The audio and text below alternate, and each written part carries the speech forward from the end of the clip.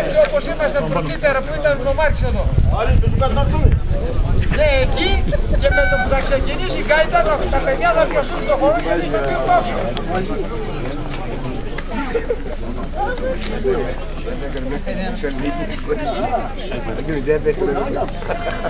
Άιντε!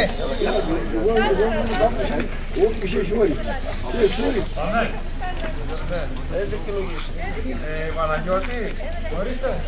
Μήπως πρέπει να βάλουμε ένα μικρόφωνο κάτω για να πούμε. Σπάρτη! Γιατί πού θα κατακινηθούν ή θα σταθερά. Όχι, θα χορέψουνε. Θα ακούγεται δυνατά το τραγούδι, θα ακούγεται, θα πιάσει την κάμερα. Έλα, ξεκινάτε, άντε, πότε. Όχι, θα ακούγεται. Δώρο, έλα. Δεν χρειάζεται μικρόφωνο. Πάμε. Γράφεις. Πάμε.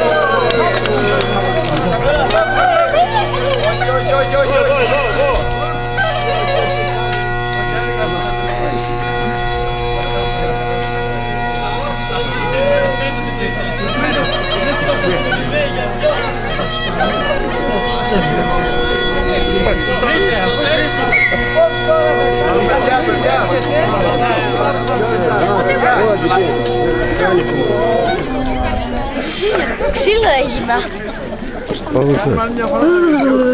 Α, τι είσαι στα χέρια είναι αυτά. Πήγαινε ξανά. Τρίφτα λίγο. Δεν θα χωρέσει άλλο κράτος. Έλα που σου κάναμε πριν.